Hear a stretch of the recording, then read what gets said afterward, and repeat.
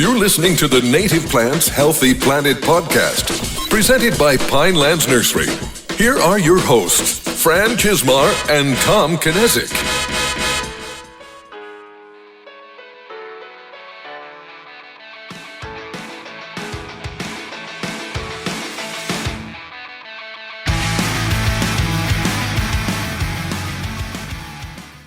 Welcome back to the Native Plants Healthy Planet podcast presented by Pinelands Nursery. I am Fran Chismar. And I am Tom Knezik, and welcome to episode 62. Episode 62. I didn't put that in the show notes for you. Oh, just trying to throw you a curveball. It's okay. I just came back from vacation, so I almost would have let it slip, but I'm like, I think we did that one already. We're 62. We're at 62. So what's going on? How was vacation? It was cool. Awesome. It was nice to get away for a little bit. As you guys know from however many episodes ago when we were real cranky that one time.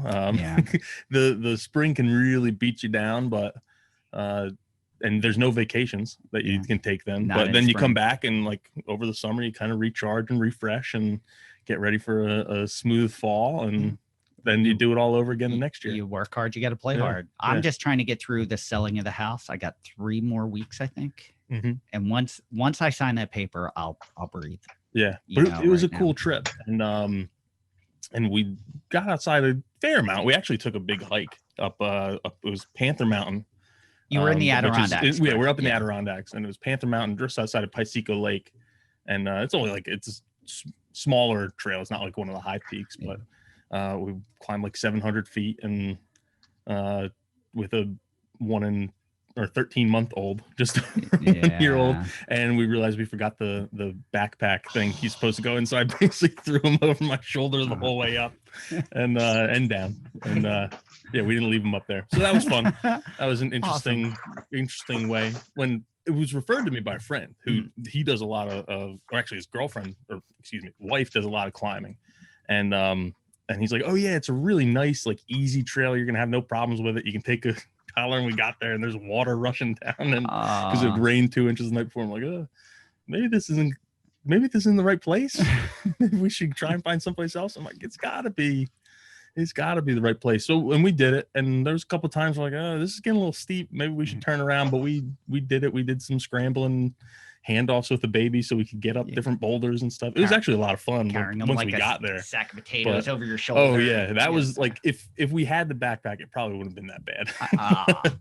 Well, that's awesome. I'm glad you got cool. away. I'm glad you had a great time. That part of the Adirondacks is absolutely beautiful. Oh yeah, so good place for native plant spots. Definitely, and that was one of the things, because talking about invasive plants like we did last week, one of the things that we didn't bring up that we were seeing a lot of in the ditches was purple loosestrife. Yeah. And then we get to the top of this mountain, and there's a plant that looks just like purple loosestrife. And that's what my wife's like, there's purple loosestrife? I'm like, not up here. We're on top of a mountain. And I can't remember what it was called. I'll have to put that in the group. But it's very similar. But it looked similar from a glance. It was a more pinkish color. That's one plant I will say, when it started to come out that plant had invasive tendencies, it was probably the mid 90s, and the industry actually did a really good job of stopping to sell that one. So I've actually seen in our area that problem get better than worse, which is nice to see. I know that's not always the case, but it's taken 25 years for that to happen. So anyway, like we said, we never get off topic. There you are. We're getting off topic. I'll let you kick in with the introducing the guest. Oh yeah. So today's guest, as I mentioned at the end of our last episode, when we made our short list, they were on the short list, and I'm like embarrassed it took us a year and a half to get to them. But we're here today. We did it. And I don't think we told them that, but we're telling you now. It took us, you were like the initial 10 ideas we had for guests. You were one of the 10, and it's taken a year and a half. Yeah. So we have 2 folks from Bowman's Hill Wildflower Preserve, which is an awesome place just outside of New Hope, Pennsylvania. I'm sure if you're from the area, you've probably been there. And if you aren't from the area, it's worth the trip to go there for the Wildflower Preserve. And then you just go down to New Hope, because that's a cool town too. Yeah. But today we have Santino Lauricella and Gene Barrel, both from Bowman's Hill. So guys, why don't you take a second to kind of introduce yourselves a little bit better than I just did, and a little bit about Bowman's Hill as well. All right, sounds fantastic, and thanks, Tom. So my name is Santino. I'm the education coordinator for the preserve, officially the adult and professional program coordinator, but there's only one of me in the department. So I thought you were going to say you were the adult there. Like, I was like, oh. No. No, Gene's more adult than I am. That's saying a lot. Yeah. Pretty bad. Yeah. And so I've been with the preserve about 1.5 years now. I joined in October of 2019, right before we hit lockdown. So it's been quite an interesting experience with a new place. Awesome. And Gene, how about you? I'm actually a volunteer that's been volunteering since about 2000. I started coming to the preserve in the late 90s because I wanted to get birds on my property, and you know how that goes. So at this point, when I retired, I took the naturalist course and I led walks for quite a while, and now I'm really focused on the nursery. I got tired of my stories from walks all the time. So now I tell them on the sales floor. And when the pandemic happened, we had a brand new nursery manager and no staff to back her up. So I was the institutional knowledge person. And so I've spent lots of time there, and it's been really great. So, Tom, do you think with all my stories, I'm the person of institutional knowledge here? I don't know if it's the right kind of knowledge, but there is some knowledge. Yeah, actually, probably none of it has anything to do with work, so it's useless. But for our guests that have never been to Bowman's Hill Wildflower Preserve or don't know about it, could you tell us a little bit about what the preserve is and a little bit of the history of it? Absolutely. So for those that don't know, Bowman's Hill Wildflower Preserve is the only nationally accredited museum. So we're accredited through the American Association of Museums, AAM, and we're the only one dedicated to native plants in the country. So folks think about like the Natural History Museum, right, in New York. We had the same accreditation, but our collection is not artifacts or paintings. It's this living, respiring collection of nearly 700 different species of native plant that we have on site. And those are, of course, native to Pennsylvania. That's where the preserve is located. Pennsylvania itself, I'm sure many of your listeners know, is home to 2,100 different species of native plant, or really close to that. So to have a third of them on our property that you can visit year round is pretty phenomenal. That's all. And what year did the preserve start? I'll take that one. Okay. Go ahead. The property was owned by the Washington's Crossing. Well, it is still owned by the Washington Crossing State Park. And the upper part of the park, there was a lot of camping going on, and they were expanding into this old farm they had bought. And one day, it was in 1933, one of the WPA supervisors and a woman from the Confederation of Garden Clubs were standing there looking at the camping that was kind of destroying the area around the creek. And they said, there's a lot of things we should preserve here. And the world being what it was, by 1934, it became the Bowman's Hill Wildflower Preserve, and it was separated off to an extent from the rest of the park. So the idea was to get all the plants in Pennsylvania, which they learned wouldn't happen. But a lot of the park was built by the WPA. It was fortunate that way. And over the years, it's just changed in many different ways. But we are now called a placed property, which means that the state owns the land, but the nonprofit association runs the property. Wow, that's phenomenal. Are there benefits that the museum accreditation give you over other preserves? Is there a benefit for to help you do what you do? That's a fantastic question, and not one that I'm aware of. So Gene, if you know more than I do, chime in. But outside of being on this fully accredited list of a variety of organizations, just as a way to get our name out and share the message, those are the biggest ones that I know of. Which is fantastic, and I'm sure knowing that you're the only one, it's not an easy accomplishment. I'm sure it's very hard to do that. Otherwise, you would see it more often. So I just didn't know if it allowed you It probably more, I would imagine more exposure than most to Right. get your name out there, which the more people that visit, the more help it does for the preserve. I believe it Exactly. started, the preserve was run by the division of the state, it was the Historical Museum Commission.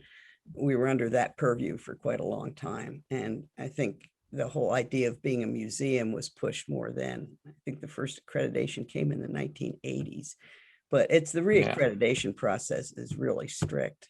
I think it keeps our plant collection pure. I love the thought of it being like a museum collection because it's, you have a natural area that's been preserved for so long that you can't just see anywhere, especially in today's day. It's probably becomes more rare every day as we lose land to development. So to have something like that preserved, it really is a collection because just looking at your social media sites and what you show, there's things that I don't know that I've ever seen naturally occurring in the wild. And I don't know other than there if I would have the opportunity to see these things.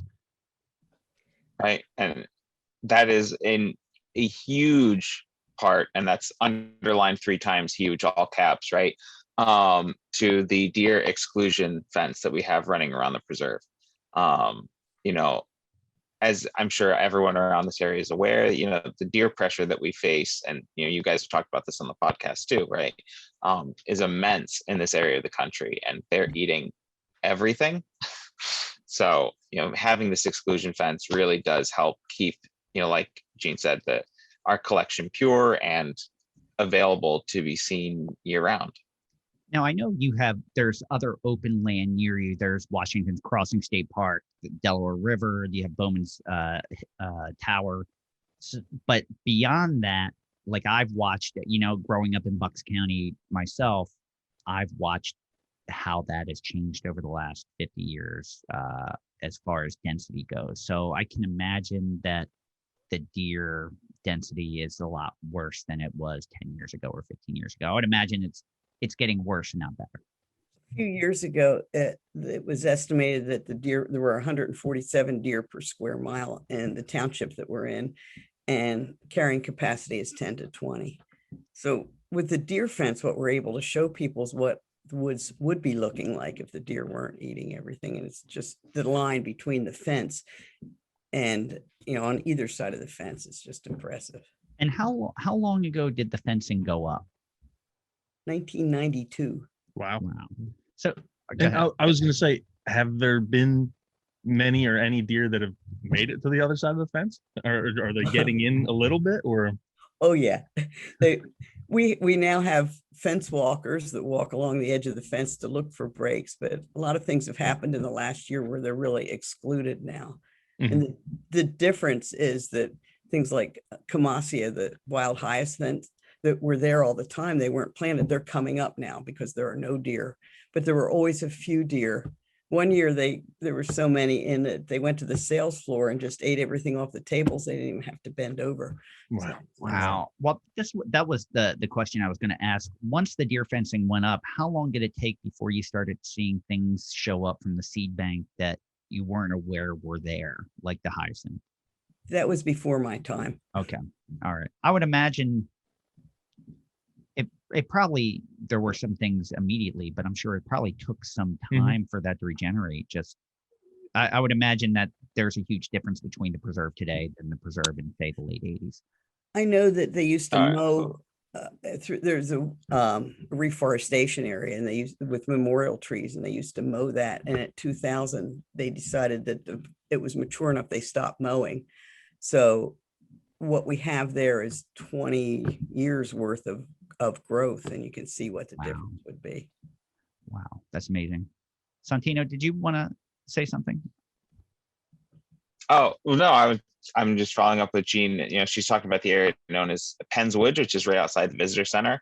And it's amazing. You can just see that break from the canopy cover to the shrubby underlayer and all that growth that's happened in the last 20 some odd years. But, folks, when they pull up and see a deer fence, it might be a little off-putting, but there's an important reason for that. And that's otherwise we wouldn't have this collection. I agree. Do you have an overall goal for the amount of species you would like to have on the preserve? Like, are you continually adding to it based on history, what would be there, or are you just kind of letting it be what it is right now? So Go ahead. Oh, go ahead, I was going to say, I don't think that there's an actual number that I'm aware of. Obviously, there are certain species that aren't going to fit based off of our geographic region. And so, but we are continually adding, we've got a curator. Part of that, having that museum accreditation, is having an active curator on site who's managing the collections. And Jason does a just truly fantastic job. And he is, actively looking and trying to get more species in the preserve. I don't know if there's an official, reach number goal, but But if you keep Can we bumping gain that number some up. and lose a few sometimes too? Okay. There used to be close to 1,000, but things were planted that just don't grow in our area. Mhm. They brought Yeah. plants from all over the state in, and what we have now is able to grow here. And Jason, they keep getting new ones in. He's looking for new plants, and hopefully they all make it. And when you're saying he's getting new plants, where are you guys getting new plants? Is it locally collected seeds that just didn't happen to be in the preserve? Or are you bringing stuff in from nurseries? He goes out and collects locally. Very cool. Very nice. And we have an area in the nursery that's the curator area, and he's always growing that. He collects seed, and it's, seeing what he can grow. Do you have species in the preserve that are rare or even like endangered on the preserve, because it's like, oh, we had 10 of these and we're down to like 2, and this isn't something you see very often? Like, are there a few prized possessions that you're excited about that you have on the preserve? That's what the collection is. They're all rare, threatened, endangered species. Okay. All right. Awesome. So I don't know that we touched on. Well, this is, I don't want to get No, too yeah. sidetracked, but one of the things I was thinking of is when you're talking about rare or endangered species, is you have people who want those species for themselves too. Do you have any issues with theft? People coming in and saying, I wanted one of those, and either taking cuttings or taking seeds or doing those kind of things? I would say not that I'm personally aware of. Usually the general public has been amazingly respectful of the plants and the property. So, G might have historic stories I don't know about, but no, I think it's been really good. People, That's kind of good to people hear. who And come have been really good. yeah, and I guess that the side question of that would be, since there's a lot of those things are rare, how do you keep them protected, so to speak? Because you do allow the public in, so there's people who can walk around. There's different trails they can take. And how do you stop someone from stepping on or sitting on something that may be rare and endangered that they just didn't even know was there? Some of them are not quite at the edge of the trail. Some of them are marked and you can see that they are, but we encourage people to stay on the trails. We really don't have too much trouble with it. When the first pandemic first started and the public was allowed in, the gates weren't locked. We had problems. But now people pay admission to come in, and we talk about the collection, and we don't have too many problems. Every now and then there's a kid that'll pick a flower that's they shouldn't be picking. And then you give them a slap on the wrist, send them At least. straight to jail. right. Yeah. But no, it was something I've seen discussed in other places where a lot of people don't necessarily understand that taking plants or taking seeds even, that some people might have a use for those, or if they belong to the property or belong to a person. Some people think they're just kind of free range. So I just wasn't sure if you had like issues with that, with people taking stuff. Not a major issue, let's put it that way. They did in the beginning of the preserve. They actually hired guards and put a ranger cabin up and all. It was a big thing in the 30s, but not so much now. Interesting. That's good. That's good. So I kind of wanted to roll it back just a little bit, because I don't know that we mentioned it. What is the actual mission, the mission statement of Bowman's Hill Wildflower Preserve? So the mission of the preserve is to inspire the appreciation and use of native plants, by serving as a sanctuary and an educational resource for conservation and stewardship. Is the official tagline. So to get more native plants out in the landscape, to educate people about their importance, and be that resource that folks come to when they're looking for more information about native plants.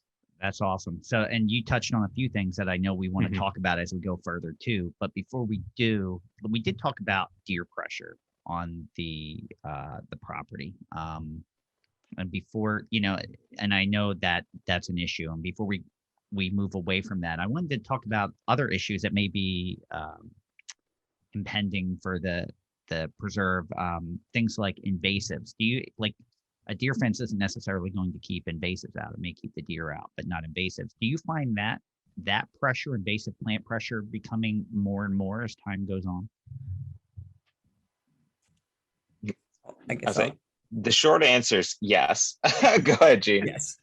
That's what I was going to say. We have we have lots of volunteers that go out and work on invasives, and our property manager works on that, but it's a never ending battle.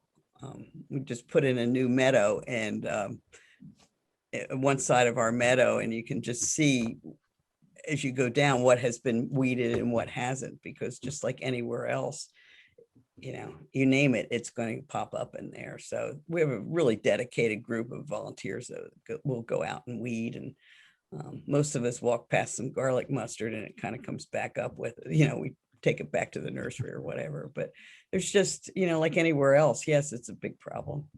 I don't know if you mentioned it. If you did and I didn't hear it, I apologize. Did we say how big the preserve is? Like how many acres the preserve is? I'm not sure that we did say, but it is 134 acres, and 100 of those acres is what is encapsulated by the exclusion fence. So Gene referred to the meadow of the preserve, and there are two meadows. There's a south meadow and the new Aquatong meadow, and those consist of about the other 34 acres. Awesome. And how many volunteers do you have normally helping on the preserve? I was going to say hundreds. I mean, we've got a whole host of dedicated folks like Gene. I've always said, we wouldn't exist without our volunteers. They are truly the shining gems, and that ranges from invasives, and we've got our invasive species strike force.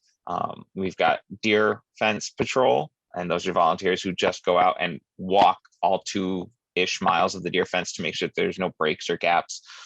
We've got naturalists who go out and lead public tours, which is a tradition that's been started back in the 1950s and still continues. You can get a tour of the preserve, guided wildflower walks. We have folks who help our gift shop and their sales floor. And these folks, are some of the first folks that people see and encounter on their trip to the preserve. So, they're truly our shining gems. That's awesome. That's awesome. Mhm. I may have to volunteer. Yeah. So if our listeners are interested in volunteering at the end, there's still opportunities for more people to volunteer. Do you ever have to cap it because you have so many, or is there No. a way that no? Okay. All right. So at the end, we'll make sure that we'll say how people can get in touch if they're interested in volunteering. So you didn't, I'm sorry, Tom. I was just say, so we talked about deer pressure, invasive plants. What are some other challenges you guys have with keeping the wildflower preserve natural as? I'll say so. Deer and invasive plants are really our two biggest challenges. The other big challenge is going to be insects. Things like ash borer, spotted lanternfly, and those are things that are harder to, I'll say, control and manage. Right. The fence obviously helps with the deer. Our volunteers can help with these invasive plants, but the insects are really the harder ones.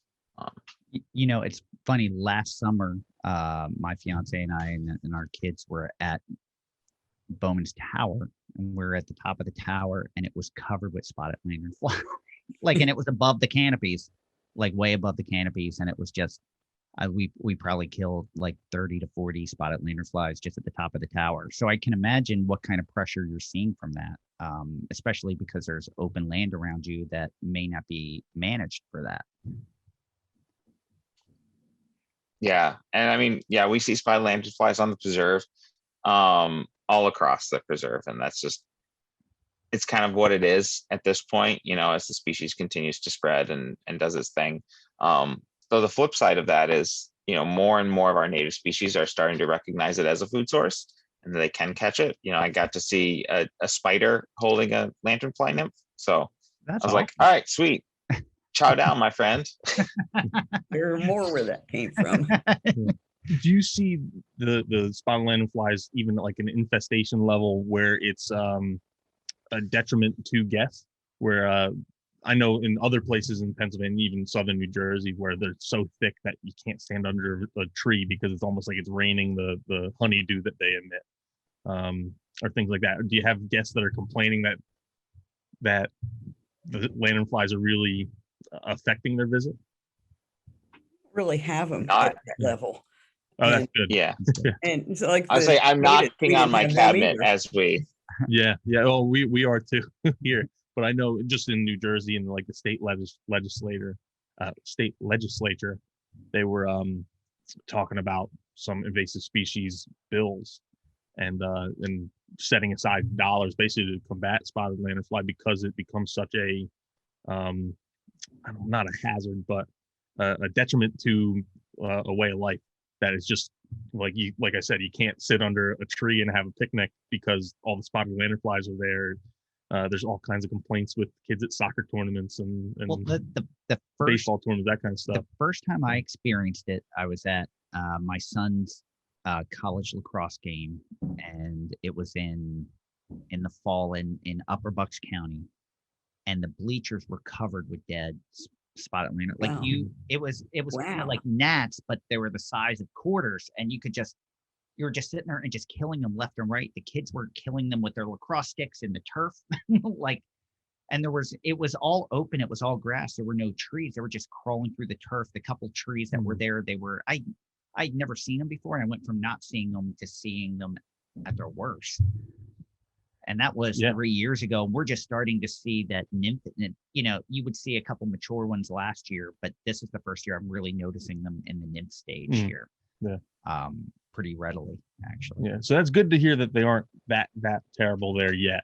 And you're having some I problems. think it's in pockets in Bucks County. Yeah. where people, Right. have customers who will talk about having so many of them like that, but we haven't experienced at the preserve. I haven't at my house either. Yes. That's good. That's good. Yeah. That's good. Hopefully, Again, I'm knocking on the desk and cabinet here. And so we're talking about spotted lanternfly, but what is your strategy to compete with spotted lanternfly and other insects? You said insects as a whole pose a threat to or a challenge of the preserve.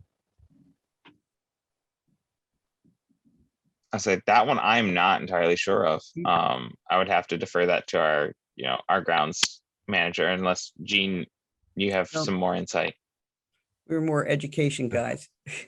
Yeah. Awesome. Yeah. So one of the things you mentioned in your mission was getting native plants to people. Now you do have a nursery at the Wildflower Preserve. So I kind of wanted to talk about the nursery a little bit and just what the mission of the nursery was. Are you growing plants for the preserve? Are you growing plants for sale to get them in people's hands so that they're aware of native plants that they can take home with them? We grow both. Okay. More for the public. I mean, part of the education is to have people, or part of our mission is to get plants out into the public. Homegrown National Park, this is where people come for plants. And so we grow a lot from seed. We grow some from plugs, as you know, that sort of thing. Yeah. And we're just having a banner year this year, I guess, as every other nursery is. But Yeah. it's what, and I figure for me, the education is on the sales floor, and there's so much of that going on now. The nursery is, there's so many new people coming that are learning about native plants in the last year or two. A lot of Doug Tallamy people who have read that book, and others, just young families. It's really, the nursery is great. I mean, it's so many people we have now that they just come back and where can I put this in my yard? What can I put in? Let me tell you what I did. You hear about, they come back and tell you about it. And it's really pretty encouraging. So Have you seen an increase not only with the nursery, but just in attendance at the preserve since COVID, since you were able to open back up, for people? Did you see a renewed energy towards natural areas and native plants in general? Absolutely. Every staff meeting, one of my coworkers does a fun with numbers, and tells us about like how many different visitors we've gotten and so on. And every week it seems like is a new record week for visitation. Like Gene said, more young families, people across all walks of life are coming to enjoy the areas of the preserve, which is wonderful. Like how, like I know locally, I'm sure you're getting plenty of people to visit the preserve.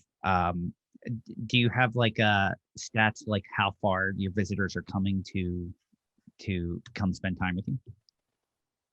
I say I've talked personally to folks who came from Virginia for our nursery sales opening day.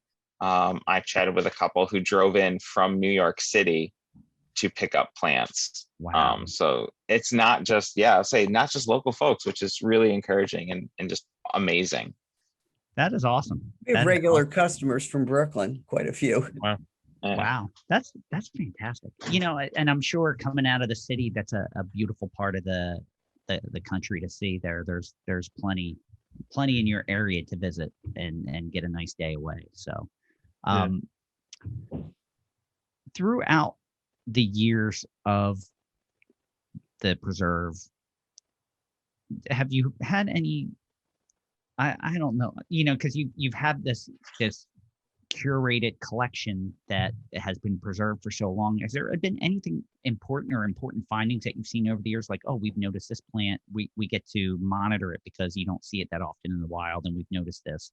Has there been anything significant that you can think of that maybe you've been able to learn since the preserve's been open?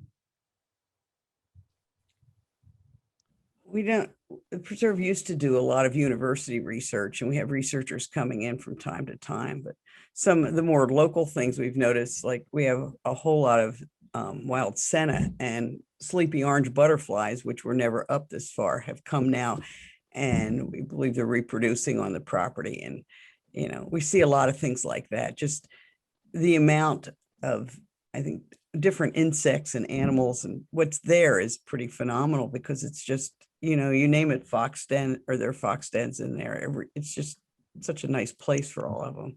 Well, that's one thing I hadn't even thought about, because you have this incredible plant collection, which you should have an incredible insect collection as well, because you're seeing plants that you don't normally see. So you may see insects you don't normally see. And birds too, I would imagine. So. Oh, birds. We always do the Christmas bird count and a breeding bird count there. And a lot of people come to the preserve, especially in spring migration, because it's on the flyway up the Delaware River, and they're looking for a wooded area that's contiguous, and we're there. So we do real well. It's a really nice time. And you hear everything, all the warblers, you hear it all, just working in the nursery. It's pretty nice. Do you catalog insects and birds on the property, or do other organizations come in to monitor? Birds go through eBird. I mean, a lot of people do the eBird lists, and insects, no, we don't really. A lot of people show us. We do. I would say we do an annual butterfly count as part of the North American Butterfly Association. Oh, awesome. That program's led by another one of our amazing volunteers, Marianne Borge, and so that's coming up. But other insects other than the butterflies, I don't think we have. So that's definitely something to look at maybe like a BioBlitz or some kind of thing like that. Maybe we can get cool. Sam Droege up there to monitor. He may appreciate that with the bee inventory lab. That may be pretty awesome. I would love to know the stats of that. So we're big stats people. I like numbers. So, and the other, when we talked about your mission, other than getting native plants in the hands of people, you mentioned education as well. So I wanted to, and I know you're huge on education, so I wanted to talk about some of the things that you do to educate people. I know you have talks at the preserve, but you also go outside of the preserve as well. Can we touch on some of those things? Sure, absolutely. I mean, one of the biggest education pieces non-program specific, I'll say, would be these guided wildflower walks. Currently, those are being held on Mondays, Wednesdays, Fridays, Saturdays, and Sundays. So just about every day the preserve is open, and there's usually a morning walk and an afternoon walk. So depending on when folks want to visit the preserve. And these are a fantastic way to, see the collection. You're led through it. Just think of it like you'd have a docent tour through a museum, right? You have a naturalist who guides you and showcases the different native plants in bloom and tells you about their stories and the history of these plants. Because a lot of these plants do have magical stories that go along with them, right? And so that's one of the great ways. And Jean talked about being on the sales floor and showcasing these plants. And, I've listened to Jean use a lot of that naturalist knowledge on the sales floor to inspire folks and get them to, consider different plants that they weren't there originally considering. And it's just fantastic. And it's nice because you have a captive audience. They're there for a reason. So I would probably be so OCD about it that I would have to make sure everyone left with a plant. I'd be like, no, you can't leave. Sales floor. And so what are some of the other things that you may do outside of the preserve for education purposes? So we've got, we have our several different lecture series. The major one that folks might be familiar with is our winter lecture series. It's on Sunday afternoons. And we bring in guest lectures from across the country, not just locally. And, it's an hour-long lecture. While we were all trapped inside of the pandemic, we expanded that to include a Thursday night nature series. So those are hour-long virtual lectures. Those are continuing this summer. Our first one is slated for July 22nd at 7 p.m., which I'm very excited for. It's going to be a good slate, the summer series. And then, we also have our land ethics symposium. This year, it took place virtually for the first time for obviously pandemic reasons. We doubly lucked out in that it just happened to fall on a day that there's one of our huge winter blizzards. So travel would have been a bit tricky with an extra 3 feet of snow, but it was all held virtually and it went off without a hitch. So that was really, really great. Are there plans on that going back to in person? I don't know if you've been able to make that decision yet, but I would say we just started the planning stages of next year's symposium. Okay. And we'll be looking at, kind of doing both. I think with all of our education programming, we're looking at some kind of hybrid model, which makes sense. I think, for the folks that want to join locally and have that ability to be able to come to the preserve, because the best way to inspire that appreciation use is seeing the collection up front in person. It's hard. It's more difficult to do that over just a screen.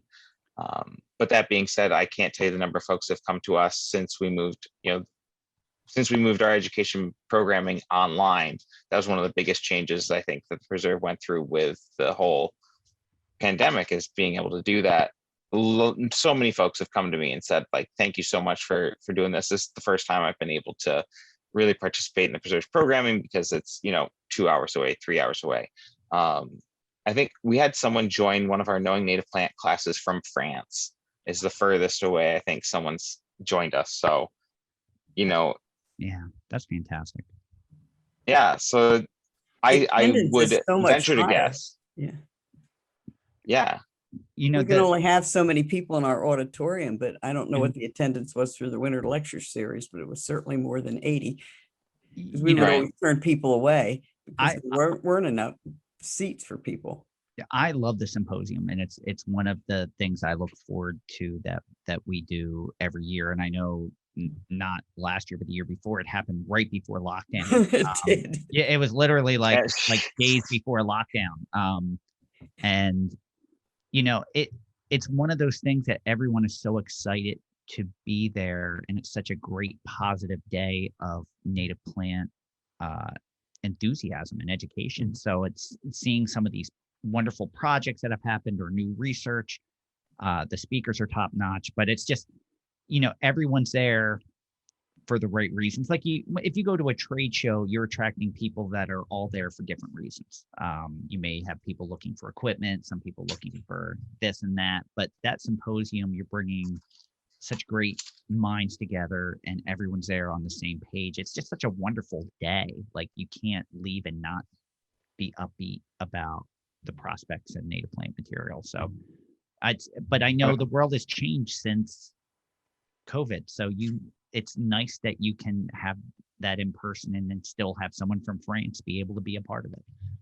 Right. I'll say, well, I think one of the other huge benefits that the Land of Symposium offers to folks is that it's approved for continuing education units. So landscapers and designers who need to have this education component for their licensing are able to get CEUs for attending the conference, which means that, we don't only get the native plant buffs, right? Those folks that are already inspired, but we get some folks who might not have thought about or considered native plants and their importance in our world today. So being able to reach that audience is also really important.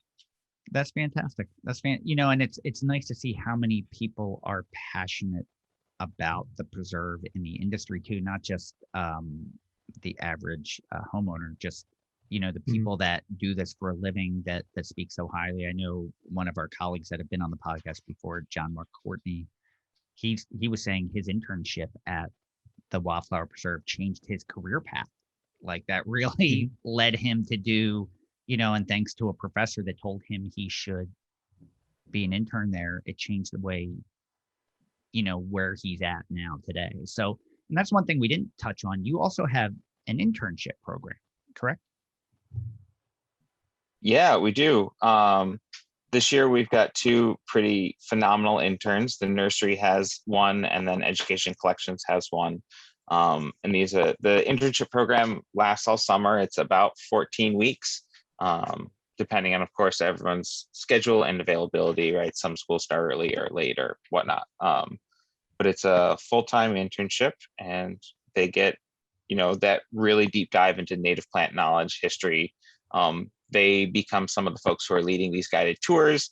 They learn about propagation. Our groundskeeper will take the interns out and they learn, some of the equipment use and management practices. It's really a all-encompassing internship. Awesome. They always leave in love with native plants, whether they started that way or not. And if you don't mind me asking, where are a lot of your interns coming from? Are they from close by? Are they coming from all over the country? Where are they coming from? Lately, they're mostly local folks. We used to have other interns come from further away, and they would often house with different people from the preserve or find their own places to stay. But it seems like mostly they've been local lately, so housing isn't an issue. Interesting. Awesome. Right. So I'm pumped up and feel like I need to go visit the preserve like soon. But the two of you get to actually work or volunteer there. So what are some of your favorite parts of what you do or the preserve? Is there a favorite thing at the preserve you have, or a favorite part of your job that you love to be a part of? I say, Gene, do you want to go first? Sure. I love selling plants. I grow all these plants, and I get to talk about them and to see the enthusiasm with people and to get them enthused with it, and just talking about what you can do. You can do this, you can do that. I enjoy people. So that's part of it. But the people at the preserve, the volunteers, the staff, everyone, they're plant people. Plant people are good people. And it's just a happy place. I mean, they really are. It's the kind of people who are attracted to the Wildflower Preserve. They're people who are in tune with nature, and a lot of us say you just pull into the gates and you feel your blood pressure go down. You just take a deep breath, and it's like, wow, I'm here. I wouldn't be there so much otherwise. All right, before we go to Santino, I want to ask you do you have like a top 3 plants that are sold at the nursery, like that seem to fly off the shelves more than anything else? Monarda didima, Lobelia cardinalis. Those are probably the top 2. Beyond that, there's a lot of the Rudbeckias would go into that, but Usually the main top plant is whatever's blooming at the moment. If it's blooming, it will sell. And if there are 3 flats of it and 2 are blooming, those are the first 2 that go. But Wow. when we can have, when we get it just right, that they're blooming when they come on the floor. But I think Lobelia cardinalis is probably more than anything the thing we sell the most of. Wow. Oh, and this year we sold a lot of Iris cristata. It just depends on the plant and how it presents. And I'll even I was add like, what on about to the Asclepia? That I feel like yeah. is flying too. Yes, that is also those. Yeah, that would be another one in the top 3. Probably it's probably tuberosa more than incarnata. Gotcha. Incarnata is taking over too. I would add on to that and say, how many plants do you guys grow? Obviously you're not growing all 1,000 species that are on the preserve, but I'm being there, I saw that it was a lot of different species of plants that you guys grew there. I think we have 150 to 200 species that we usually sell during the year.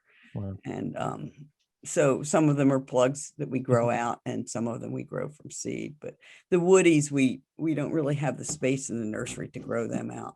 So those we pretty much bring in, although we do have some that we get as tubelings or whatever and grow them from there. But and that's a lot. Once you have that kind of diversity, that's all different types of requirements, which makes it much more difficult. That's no easy task. So and what are your favorite species to grow? To grow, I mean, I can tell you the easier ones, but we pretty much, what we grow is whatever we know we can sell. That's probably pretty much it. Like some things this year that we grew from seed, and we're still learning a lot of that, the growing from seed and how to put it all together. We're changing the nursery operations to, like right now we're trying to grow things out now so that we'll have them earlier in the spring. It's always a learning process for the nursery.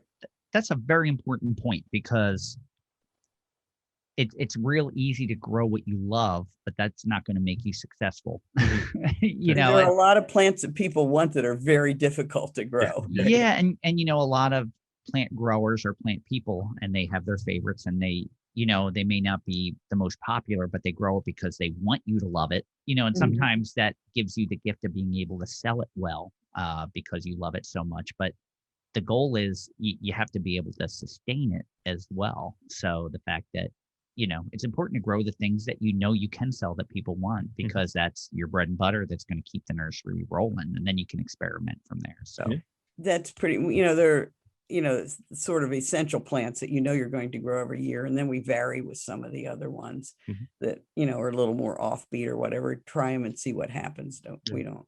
I guess if you don't mind, what are some of those like offbeat ones that are new for this year? Okay, this year we'll have, let's see, we're going to have Solidago bicolor, which we grew out from seed. That's one we haven't had. Let's see, what else is new this year? We had Hydrastis canadense. We have that one was new. I'm trying to think of what was new. Hydrophyllum we had this year. Different things. If we can find a source for different things, we'll put them out. Very cool. I know one year we grew Franklinia, which technically, it's the history of Franklinia. There was one tree, I think it was John Bartram, found the one tree, I think in North Carolina. So everything is spawned from that. So you can't really use it for remediation purposes, because it's nowhere, there's no historical knowledge that it existed in this area. But we grew it because we liked it and we didn't sell it. And it's funny you bring that up, Fran, because it was my dad's birthday yesterday. So we were at my parents' house for his birthday dinner. And he's like, "Oh, we've Franklinia in the backyard. It's beautiful." And it was just one of those trees that was left over that he planted back there. He's like, "I bet you we have the nicest Franklinia in Burlington County." Probably the only one. Might be the only one. There are plants like Salvia lyrata that I don't think commercially it's sold anywhere, but we all love it in the nursery. So we collect seed and grow it. And get people to buy it. There's a lot of different things like that. Santino, how about you? What are some of your favorite parts of the job, or things that you find most interesting? It's got to be the people of the preserve, volunteers, the staff, the public that visits really do make this place what it is. and I have to give my hats off to folks like Jean and Mary Ann and all this huge list of volunteers who really help share that knowledge and showcase. One of the things we talked about is, our own personal histories. Jean said, that you fall in love with native plants, whether you are a native plant person or not. I came to the preserve and my background was in wildlife and research and management. Didn't have a strong native plant knowledge background. And it's in part thanks to these volunteers that I'm learning every single day and appreciating natives more and more and working to showcase that. So the volunteers, the public, the people of the preserve are my favorite bit. That's awesome. Tom, you want to hear what my favorite part of my job is? Oh yeah, go ahead. All right, what you want to take a guess? I don't know if I want to actually hear this, Fran. Thinking about it, because whenever I hear such great answers, it makes me think, oh, if I were put in that position, what would I say? Mhm. Because it's easy for me to ask these questions because I don't have to answer them. But I was thinking, I was like, what is the thing? And it's real easy to be the love of the plants. I wasn't a native plant person when I came here. I was a nurseryman, and working here converted me to that. And I love the science and the nature behind that. But I think my favorite part of my job are my coworkers. I think the family that we have at the nursery makes it so much fun, and you look forward to coming in for those interactions just with the coworkers. I think more than anything. Can't you tell by how much I talk? Yeah. Oh yeah. During the day. I was going to say by how much you complain. I wouldn't think that you like your coworkers. But I only complain about that in private. No, never complain. Never publicly. I wait till it's just me and you in the office and I complain. So I feel like this is the point where we plug in that sitcom soundtrack, right? But no, we have and it's very similar to what you're saying. When you have a good team and you work well together, it makes that overall mission that much more enjoyable, doing it together when you're all working towards the same thing. Mhm. It makes it, we have a good group of people. I can't always have said that from some of the other places that I've worked. Mhm. It makes it more difficult, and that's not a difficulty that, every job has challenges, but that's not a challenge that I have here. Now, my co-workers may say differently about me. What's he talking about? Get him out of here. Yeah. Do you need to talk to me after this podcast? Yeah, I think you might need to visit with HR. How about Tom? I mean, what's your favorite part? I was actually, honestly, I was thinking about this earlier. So I have a business background primarily, but one of the more famous business books that came out recently is Start With Why by Simon Sinek. And he basically says that people don't buy your product because of what you have and its attributes and all that. They buy it because they believe what you believe. Yeah. And that's why companies like Apple have gotten so massively successful, and Google have gotten so massively successful. At times, there's people who have better products that are on the market, but Apple and Google are always trying to push to the next level. So basically, his whole thing is advocating you need to have your own why, you need to find your why, and that's what you need to base your decisions off of. And so I was even just thinking about it earlier, and it was really just my favorite part is that every day I can show up and I know that what we're doing is making the world a better place.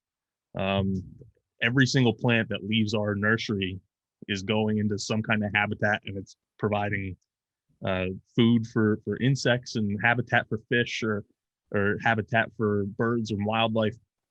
And by default is then making a greener planet for, well, now my son, but my friends, my family, my coworkers, and my son. That was the big part, was just knowing that, like, my dad used to joke around and say, oh, we could be selling like booze and cigarettes, and like knowing that it's a detriment to you think about those kind of things that are causing health issues or even home issues.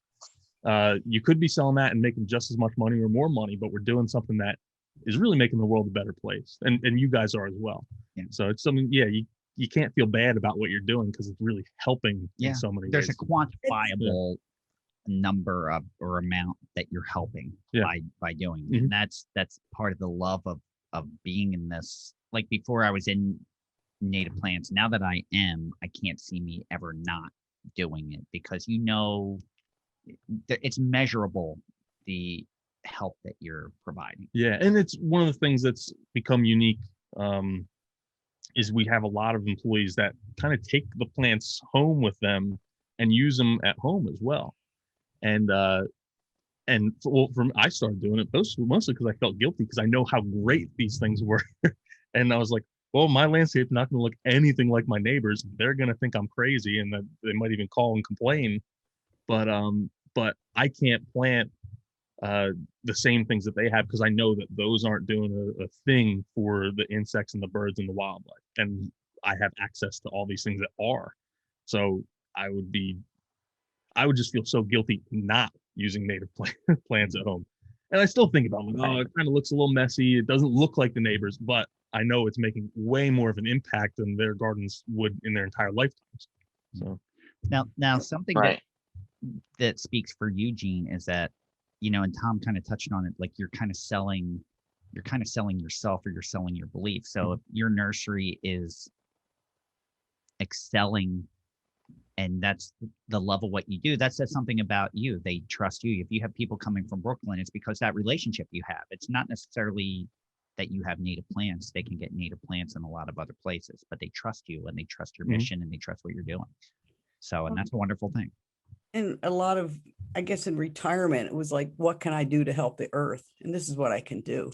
As at Bowman's Hill, I found the place where I can, that's something where I can fit in, and I can do something that makes a difference. But I tell people there are a lot of things wrong in the world, but there's something you can do instead of complaining about. You can take home you can take a native plant, and it's going to help that insect, and it's going to help someone, the bird or whatever.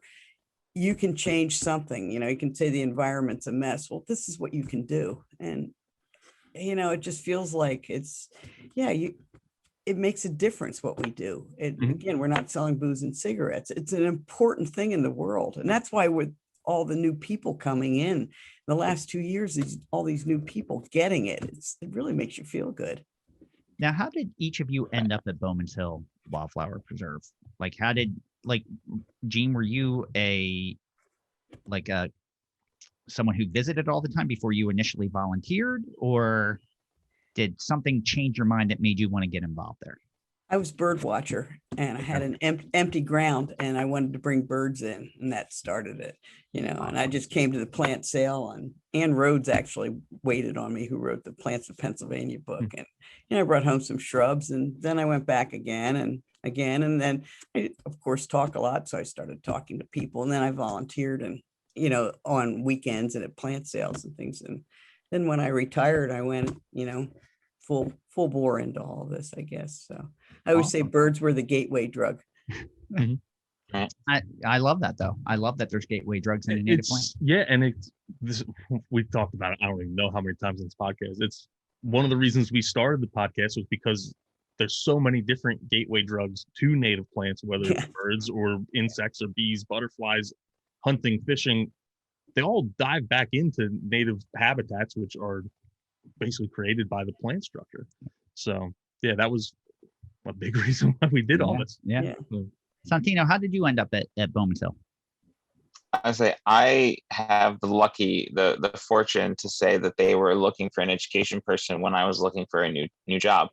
My wife is from this area, and we were living in central Pennsylvania for about 5 years previously, and looking to come back closer to her family. And it was just fortuitous that they had a position available, and applied, and I'm thankful that I got the job, and have loved every day ever since. That's awesome. And as have we loved him. A good Aww. fit.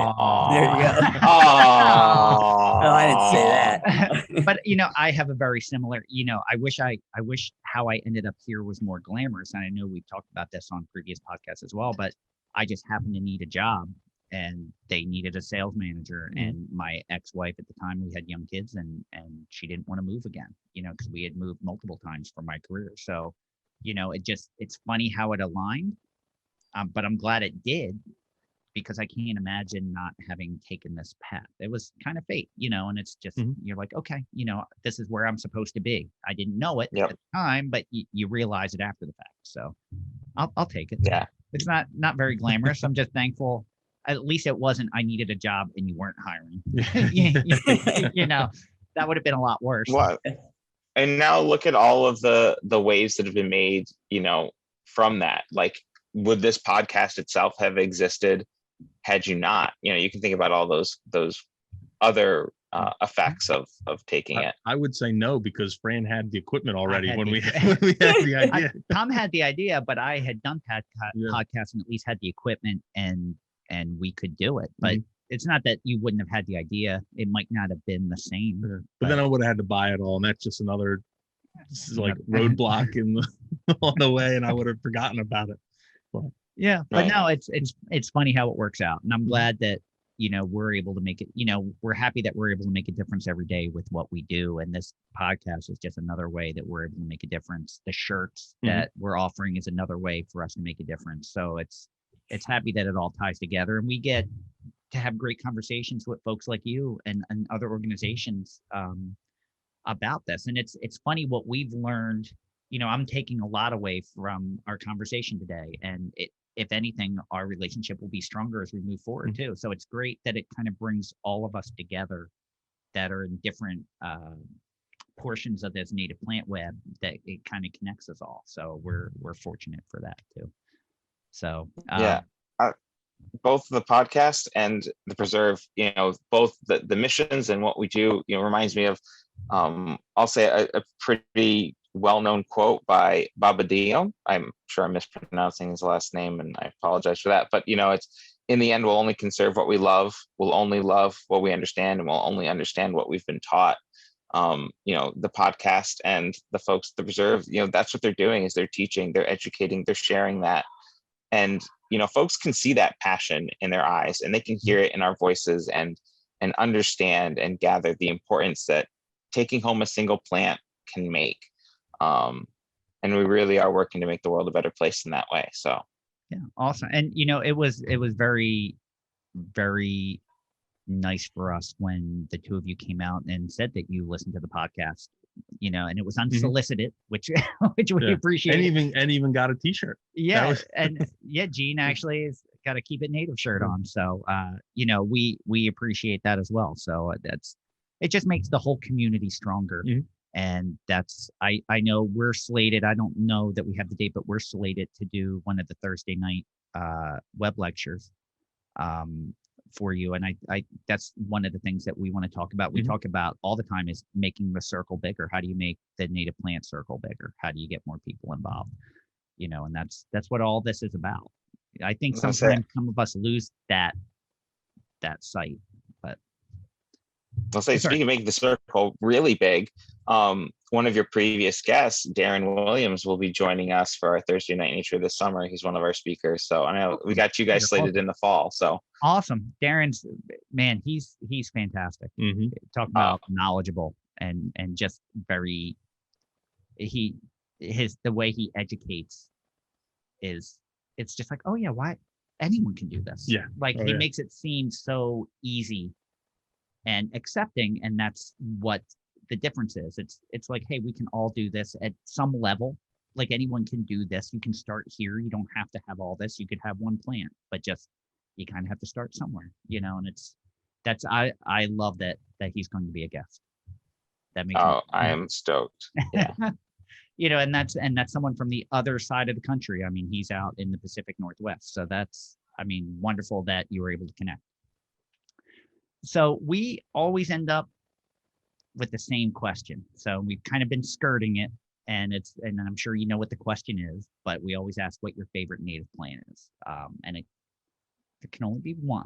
We'll let you say more than one, because everyone kind of does anyway. But if you have one favorite that kind of wins out, what would that be?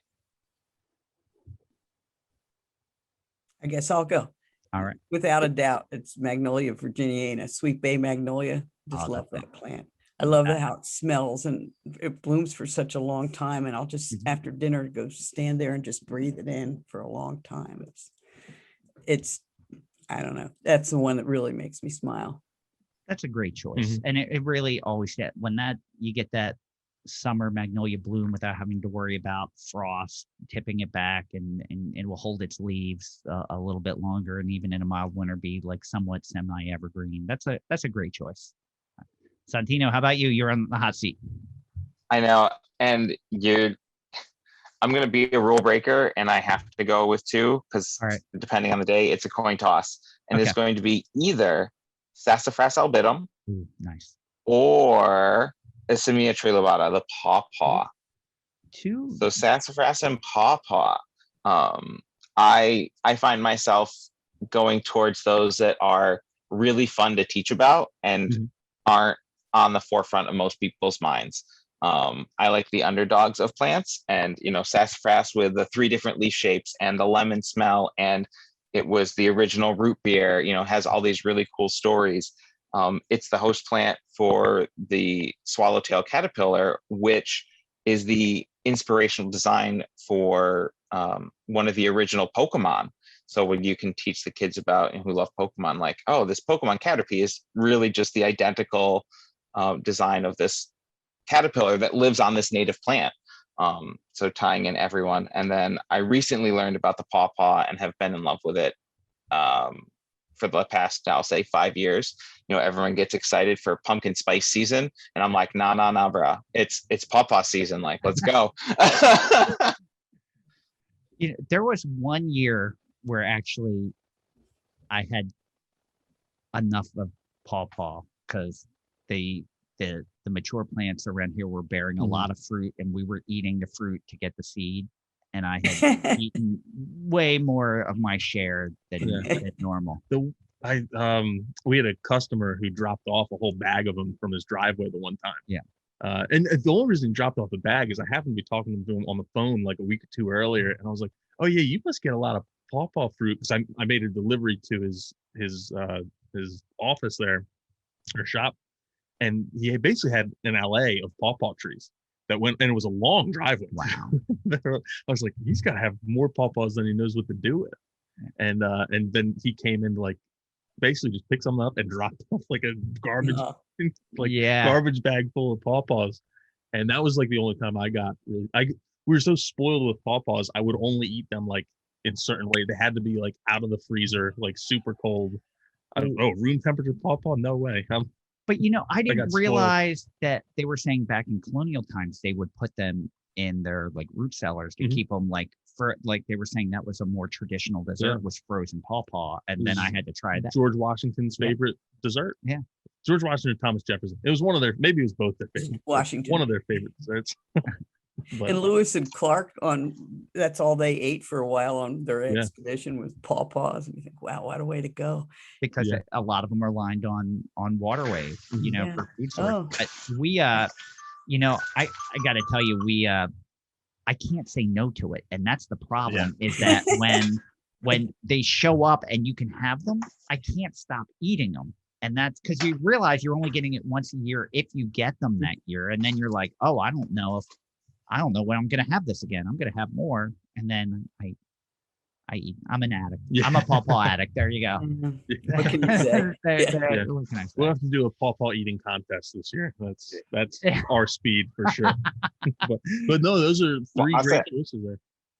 Yeah. I say I've never had it frozen. I got to try it now. I know. Yeah. I'm thinking the same thing. It makes a difference. It really does make it. Once you do it, you're like, oh, I don't know if I'm eating this any other way. Yeah. Partially frozen or all the way frozen? It's you put it in the freezer for like 2 hours, maybe an hour and a half. Okay. And then you take it. So it's like nice and cold on the outside. Even if you just put it in the fridge for a day, then it's good like that. Yeah. The outside turns a little bit black. Yeah. More black. But and then you just cut it in half and scoop it out with a spoon. And almost like, well, there is pawpaw ice cream's a thing too, but it's almost like ice cream without any cream. So all right, you have to make pawpaw ice cream now because Tom's very. Yeah, I can do that. Yeah, you're a good. My mom made it a year or two ago. Will you let me know so I can come over? Yeah. Yes. Yeah, really. So this customer of ours, I asked him what he did with all his pawpaws, and he actually said he brought them to a place called the Bent Spoon in Princeton, New Jersey. Oh, yeah. A little ice cream place, and he was friends with the owner, and they made paw ice cream there. So maybe I'll go buy a tub from there and then say I made it myself. I love the Bent Spoon. I just don't like waiting in line at the Bent Spoon because it's such a popular place that you have a wait, but it's worth the wait. And just off the wall and fantastic flavors, and they definitely. It's not like your traditional ice cream place where everything's super, super sweet. Yeah. They make, I don't want to say savory. That's not because it's not savory, but they make very floral combinations. There's a lot of cool stuff there. And now I well, I was going to say that family also has great, other great ties, not just ice cream, but the husband in that dynamic duo does the Triumph Brewery, is one of the folks in charge of Triumph Brewery. So you have beer and ice cream in that family, which is just great. Does it get any better than that? No, I don't think so. No, native plants. There you go. Well, native plants. You throw pizza in there too, and you got. Oh yeah. You got. I know how some of our listeners love hearing us talk about. Oh yeah. Well, so for some of your listeners who've never had the opportunity to taste a pawpaw, pawpaw itself is our largest native fruit, and you can think of it kind of like a banana custard. It has that almost, I don't want to say citric or citrusy flavory taste, but it's sweet and banana-like, and yeah, it's truly delicious. But I'm curious, do you make pawpaw ice cream like you do faux banana ice cream? Like you just kind of turn it into a whip? No, I guess how I've seen it made, it was ice cream, but then you just kind of whip the pawpaw into it. At least that's how I've had it before. But yeah, cool. Now I'm totally sidetracked. I'm just making food. I gotta check my food and see what's going on out there. So I say, and it's lunchtime, right? Yeah. Then the last thing we always do is have everyone wrap up with a final thought. We can plug something, you can promote something, you can just kind of summarize what you wanted to say today. Just a way for everyone to kind of conclude the episode. So Santino, why don't we start with you?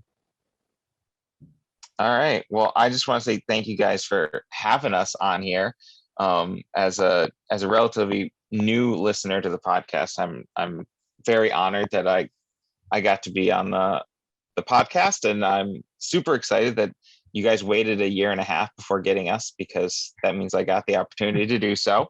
But no, I hope that your listeners will come on out and enjoy the beauty that is the preserve. We're open year round, so even in the wintertime, you're more than welcome to come and hike and visit. Personally, it's one of my favorite times to visit the preserve, when all the leaves are down and you get to see a little further into the forest, and there's that added calm and peacefulness that you experience in hiking winter forests.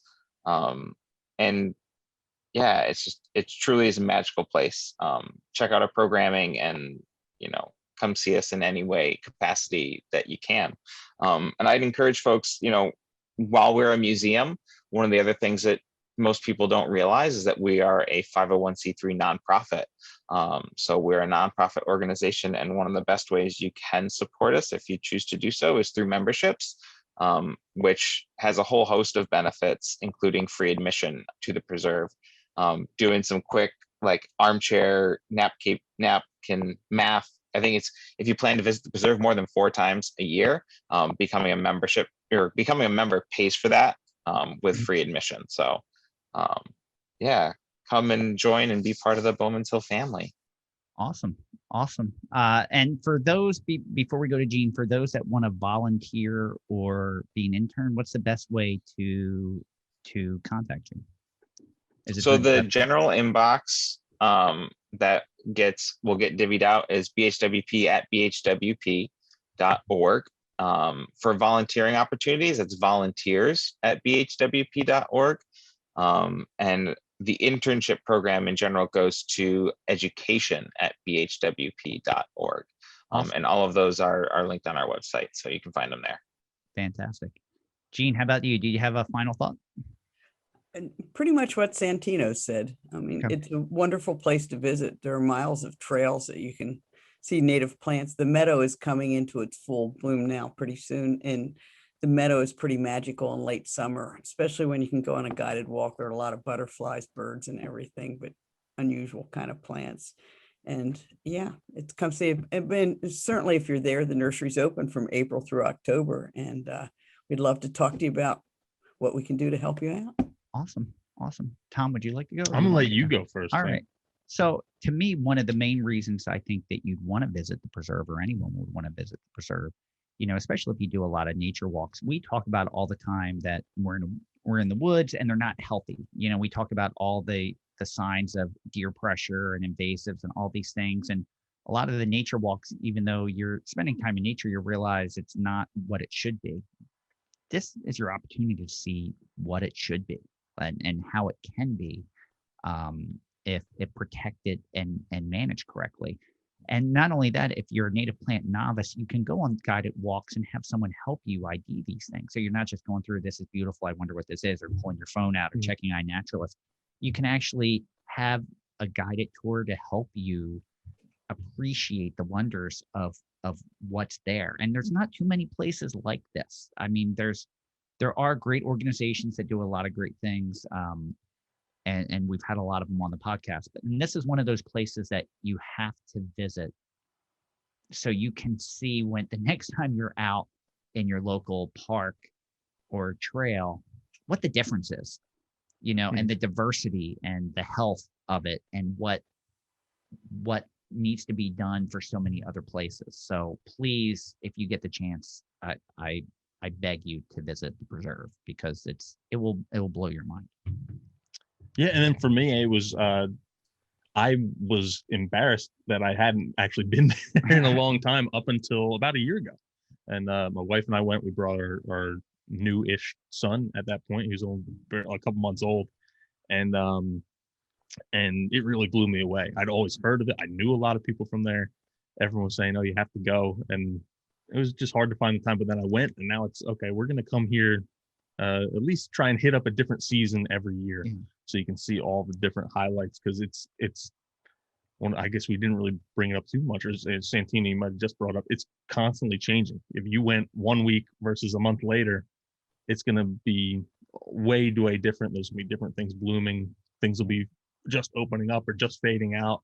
It's going to be changing from probably March until November, and you're going to have a different experience every time you go. So that's what's important. And really, there's something for everyone there. You can bring, like, we brought a stroller and a newborn along. You can go if you wanted to. I think you had some steeper looking trails as well. There's a lot that they had going on. Then you had the meadows that you can kind of just take a leisurely stroll through. So you have the nursery. Cool. There's a gift shop also, correct? Mm-hmm. Yeah. Yep. We've got our Twin Leaf gift shop. Yep. Yeah. So and like you said, oh, sorry. No, that's okay. Go ahead. I was done. I was going to say, folks will regularly ask me what's the best time of the year to visit, right? And that's a super popular question. And it really it all depends on what you're interested in, what you want to see. I personally say there's never a bad time. With 700 different species of plant, there's literally something in bloom almost all year round. Mm-hmm. We're really well known for the spring ephemerals. Folks come to see things like Virginia bluebell, the wood poppy, down along our Perry Trail, which is named after one of our founders. And the unique geology of the preserve really lets us have that kind of floodplain area and that special habitat. But Gene brought up the new meadow, which is really coming into its glory now and will stay glorious throughout the fall season. So there's never time. The winter, you can see witch hazel in bloom, which people don't think about winter time and plant blooms, but it's also a great time to check out the different buds of these different plants, because all the buds of the plants look unique and are different, and it's a different thing to see and appreciate. So that's fantastic. So bottom line is, you got to go. Oh, yeah. You just got to go. Yeah. So there's no bad time. It will place good people. There you go. Oh, yeah. There you go. So that is it. Thank you for joining us today. We hope you enjoy listening to Santino Lauricella. I did say that right. You didn't correct me, so I'm assuming I said it right.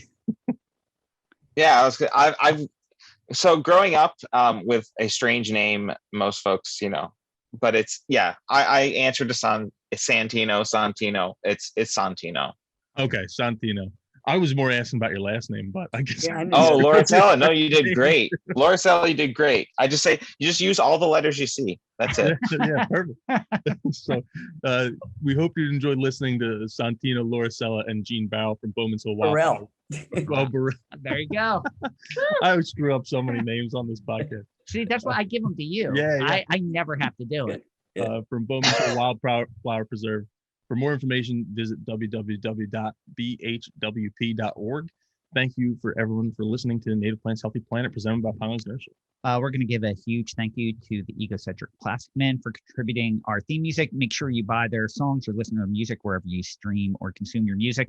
If you want to see them live music is back. You can see EPM at the Grape Room in Manayunk, PA on July 30th, along with one of my Philly faves, Andorra. Make sure you go out and support your local music. You can follow us on Twitter at Pineland Nursery, Facebook at Pinelands Nursery NJ, Instagram at Pinelands Nursery, and YouTube at Pinelands Nursery. Don't forget about the question and comment line.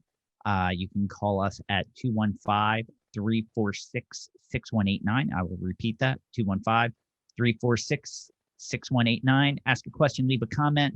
When we pick your question or comment, we'll play it on a future episode of The Buzz. The question and comment line's been great. We had a couple good calls last one. We have a couple calls for this one. The return of Saul. Saul is back. It's been a couple weeks, but we poked his cage and he called back in. And we love hearing new people each episode of The Buzz calling in. So make sure you keep doing that. And let's not forget about the Native Plants Healthy Planet Facebook group. It just keeps growing and growing and growing. And I love that Tom and I aren't even really the facilitators anymore. The members are the facilitators. Mm-hmm. We're just kind of there to make fun of each other. And then everyone else brings seriousness to it. So let's make sure we keep that conversation going there. Don't forget, we have Native Plants Healthy Planet t-shirts for sale. If you go to our website, www.nativeplantshealthyplanet.com, there's a big banner. That was the right amount of W's. I know. We have a big banner up top that just says, I forget exactly what it says. It has pictures of the shirts and then says t-shirts here or something like that. Yeah, I think it's buy shirts here or something. Yeah, it'll take you to our Teespring store. And as the reports back we've been getting, the shirts run a little bit big. Yeah. So if you're kind of in between sizes, order the size smaller. And like we've mentioned a million times, all the money that we get off those shirts, we're not keeping a cent of it. It's all going to the organizations that we're having on in some way or another. It's all going to them. So you can listen to the Native Plants Healthy Planet podcast directly at www.nativeplantshealthyplanet.com. You can also check us out on Apple Podcasts, Spotify, Stitcher, iHeartRadio, really wherever you listen to your podcast. When you're there, it does a big favor and helps spread this message if you leave us a 5-star review and hit subscribe. It really does big things for us in helping this podcast grow and making that circle bigger. So with that, I'm Tom. And I am Fran. Thank you again, everyone. Thank you, Santino and Gene, so much for being with us today. We appreciate it greatly. We have a Buzz episode coming up next week, and I don't think we finalized the topic yet, but we did say Saul will be back. So, yep. So, but we'll have a topic like we always do, and it won't be cranky. Yeah. We're happy now. Yeah, we're happy. So we have that coming up. So until then, we'll see you all next time. Keep it native.